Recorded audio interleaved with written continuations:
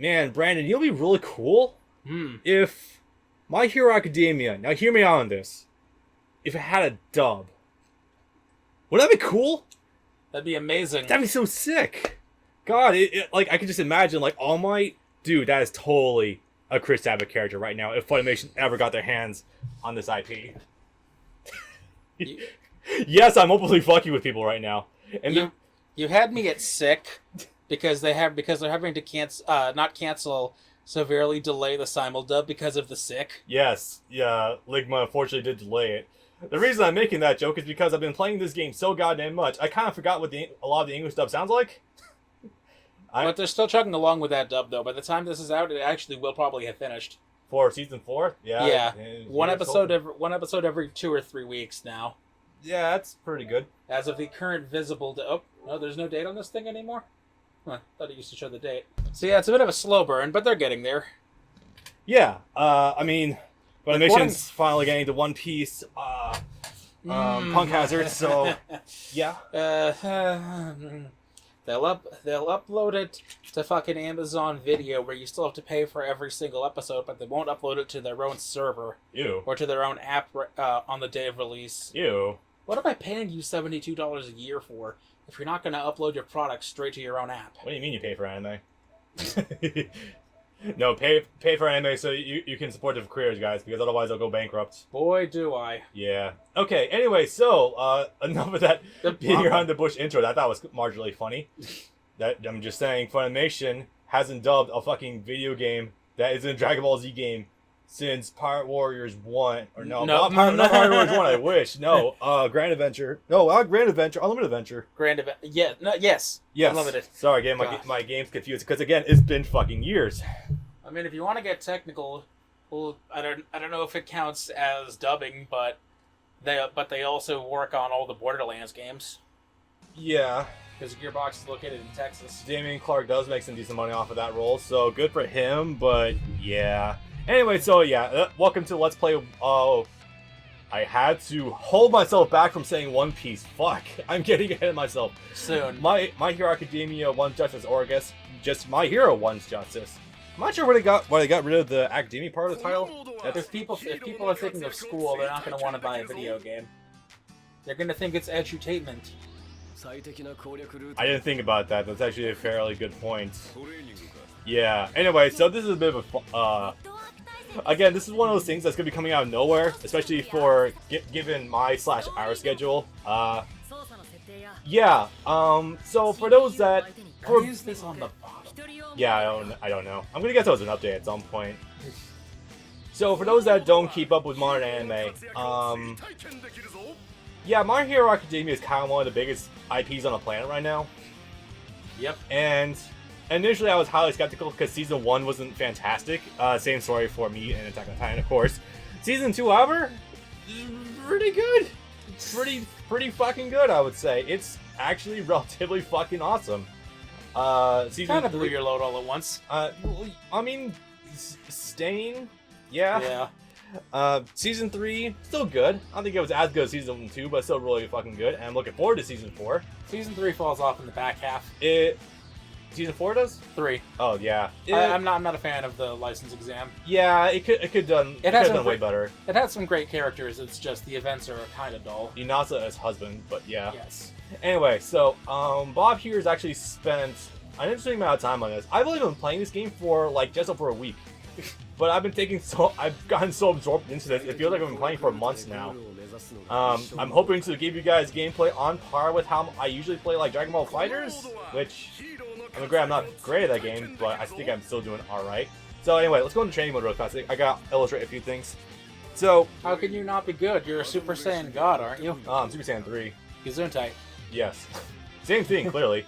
But no, I've been practicing this game religiously since like last Saturday because this game really grabbed me by the balls and it was really, really fun. Depending on the character, I might actually have costumes. There's a chance of that. I'm not going to go crazy right now, I just want to showcase some super basic stuff. Also, don't worry, I'm not going to do my usual long-winded intro demos for these kinds of games right now. I'm going to have an accompanying video later on for it. I might actually put that out before this one, funny enough. I'm going to be real with you. when you spend 15 minutes out of a 25-minute video in just the training mode, I tend to skim it. No, I understand. It's to help people who want to play these games on and not be stuck against a brick wall. I try to add a little more substance to my stuff doing that. So I didn't really script this out beforehand, but to give a very basic rundown of how this game works, I forgot how good this game looked. It's really good. I imagine you've been playing this on a really tiny plasma screen TV for the last couple weeks, or if at all, you guys work. Yeah. Anyway, so My Hero 1's Justice. If I can put this succinctly, it's like if you've played Storm, you've played this game.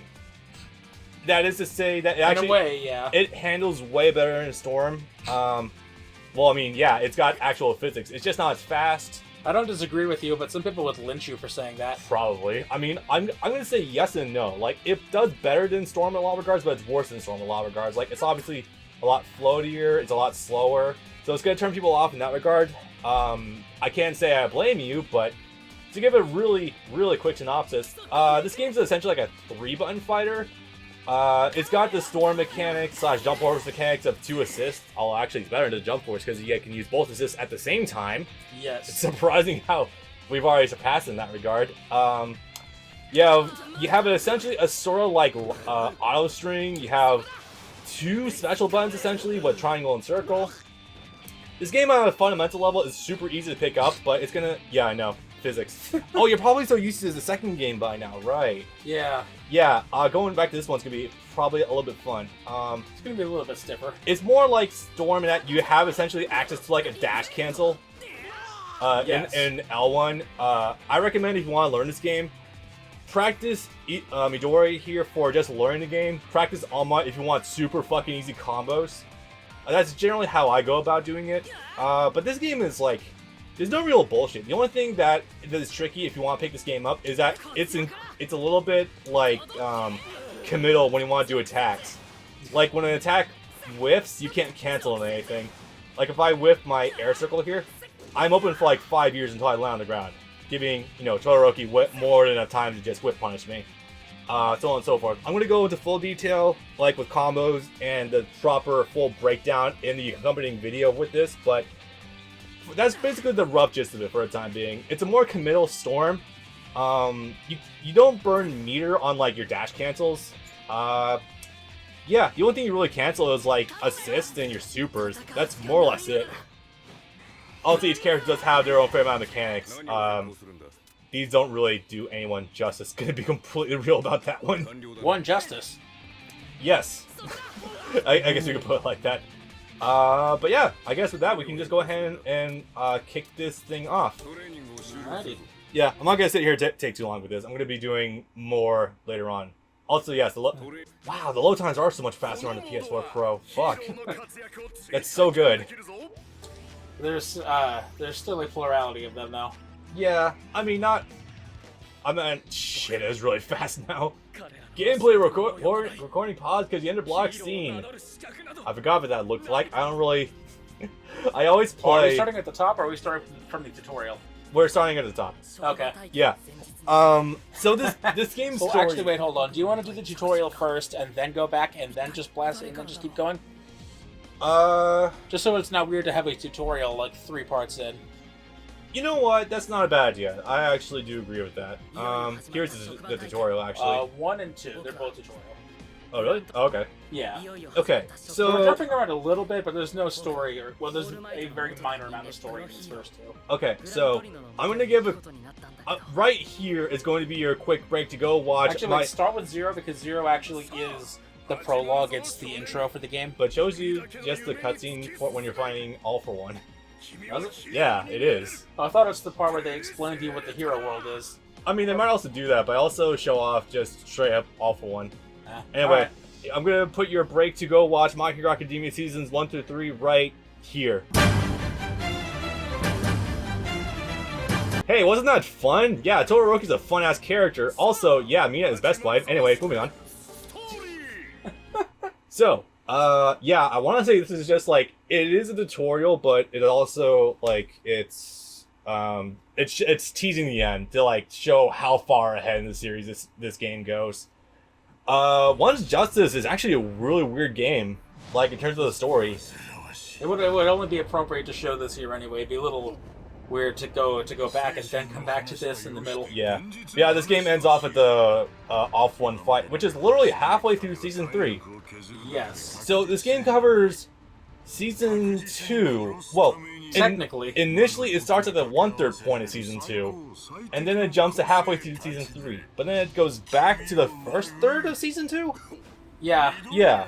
I don't know why they did that. That was a really weird decision they made. They wanted to start the most marketable part of the show, which apparently Damco decided that was Stain. I mean, Stain's great, I don't know if he's quite the person that you would equivalent want to put on the box necessarily. Yeah, as much as I love Stain for being a We Live in a Society character. There it is. Yeah. Also, going to be leaving on all for the entirety of this. Oh boy, this is going to take forever. Yeah, I know. Sometimes, this is the rough introduction for everyone who has not experienced the series before, if you didn't use a break to go watch it in advance. I guess the best way to describe My Hero Academia is it's literally just X-Men. But it's like, it's X-Men if Magneto won. Yeah, kind of. I mean, Magneto wanted like a society where it just completely subjugated all non-mutants, but I don't know, it's like a weird mismatch where like 80% of human population has quirks / mutant powers. It's like X-Men, but imagine, I don't remember what his real name is, but just imagine Toad is a cute anime girl. That's not too far off the mark. It's like a weird bastardization. The mangaka for My Hero is literally like the biggest fucking... like, he's a huge, I guess we call them Westaboos. Oh god, I hate that. But like, in a hugely endearing way. Like, if you look at the series enough, you're gonna find giant references to like Marvel and X-Men. You'll even find a lot of anime references strewn about. Like, there's one character who is literally the Attack Titan. Yeah. Yeah. It's actually kind of fucking amazing. All for One, or All Might, is literally also like a weird mix of Superman and Captain America. It's so amazing to pull that off, by the way. So they had to cut this from the anime, but there was a bit... Yeah. But there was a bit early on in the manga when they're explaining heroes, and they have characters in silhouette, and they just straight up have Wolverine and Spider-Man in silhouette as they're explaining with the concept of a hero. Oh yeah, that's right. They did have an open, like, I think they had like a Spider-Man also in the UC tournament too. Now I think about it. So it's just kind of really... They're a little blatant about it at times, but in like the biggest like parody, endearing kind of way. It's honestly great. So we're kind of... that's cute too if you've ever seen a physical comic book. Oh wait, kids nowadays will have never seen a physical comic book. Oh yeah, you're not wrong. They have the stamps, the barcode, and the little price on the side. Yeah, the aesthetic of this game is hugely like 1950s comic strips. Oh yeah, this. That's cute. And God, if you want just an example of how big of a nerd that mangaka for this series is, we have this character whose name is Gran Torino. Like the movie. Like the movie. Like Clint Eastwood, who he also happens to look a little bit like. Is it clear that the mangaka's a huge fucking nerd? It's great. Anyway, so we're starting off initially at this point in the show. Midori got an internship with Gran Torino so he could better use All for One for All. That one. Yes. My dyslexia is gonna get me confused sometimes with One for All for One. It's just gonna happen because yeah. That said though, Gran Torino is hilarious as shit and he's a great character. Doesn't do anything after his initial introduction. His mask is green in that portrait down there. Yes, it is. That is so weird, but okay. Yeah, this is a little more in-depth about what the mechanics are like. It's essentially a very neutral-heavy game. If you play competitively, like a big part of this game is the straight-up resets that go into death combos. That's a big thing in this game. It's actually fucking hilarious. Watching competitive match footage for this game online, it's like if you guess wrong once, you die. And that sounds intimidating. And it kind of is, but it's not at the same time if you know what's happening. This game... So Midori is essentially like a very Ryu character. You have fireballs in the triangle. Duh. According to one of my friends, he's apparently like a really frighteningly strong Ryu character because these fireballs are super terrifying to block against or just deal with in general. Something the game doesn't really explain to you, but I had to find out secondhand, is that it has a charge system. Yeah. You press the triangle button once, you fire off. The way you do that weird charge thing over there on the left-hand corner is you have to hold the button down afterwards and then let it go. There's a couple ways to like cheese this out, sort of. Like you can buffer it into like, I can press the square circle button, hold it down, and then use that to fire it off. There we go.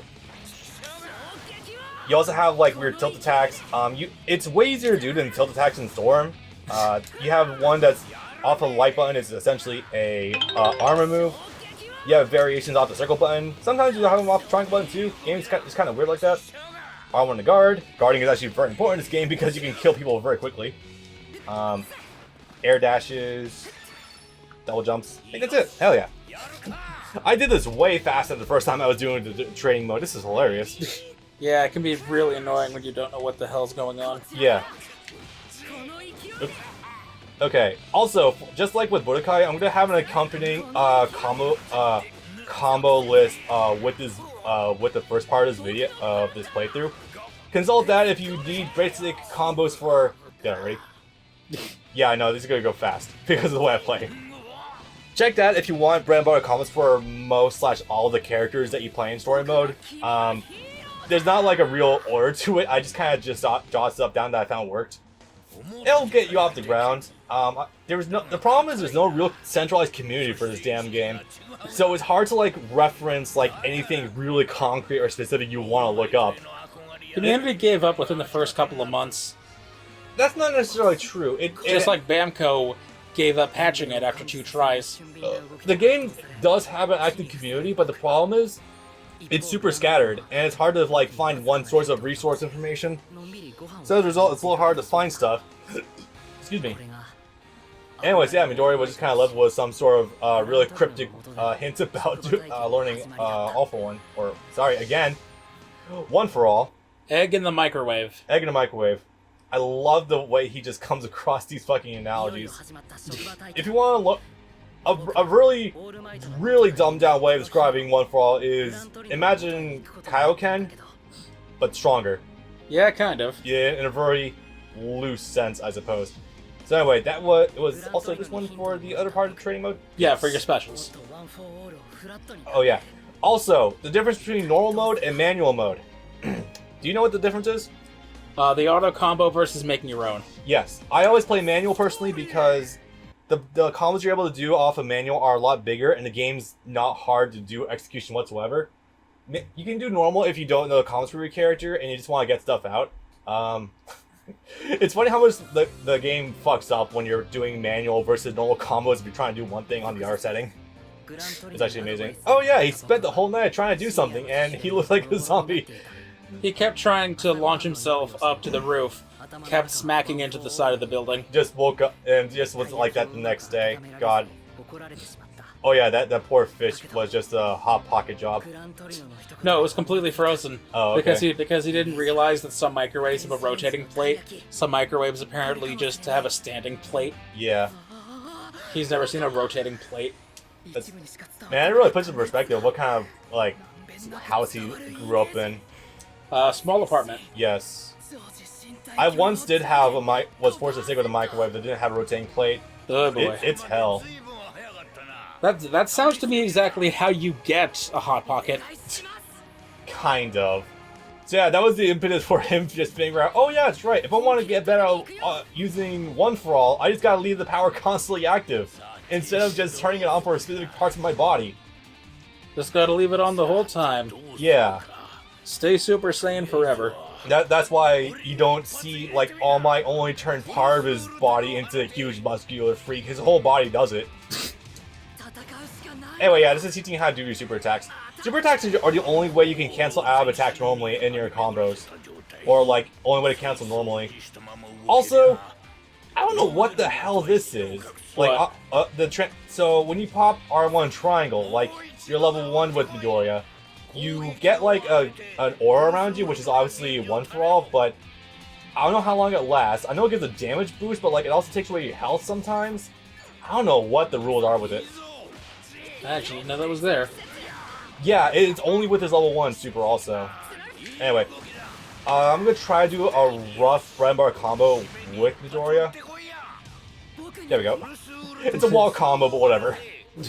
Oh yeah, so that's why it's like Storm. They have wall combos. Or they have wall gameplay. Yeah, I mean... That only existed 1 and 4. Inadvertently, you are absolutely correct. Did they have a Revolution? No. No, okay. And only in the story mode of 4. That's fucking weird. Okay. I thought they had it in regular gameplay in 4. Nope, only in the story mode and only for like 2 stages in 4. That is so weird, okay. The final valley and inside the cave where Obito got rocked. Oh goody. Alright. Okay. So yeah, it feels incredibly weird to just drop... Like, considering this is my audience's... or our first exposure of exposing you guys to this series, odds are very good 9% of you haven't watched the series to some capacity. But it's so weird to like get the introduction for those who haven't. And we're just like, oh yeah, we're just kind of doing this. Back and wait for breakfast.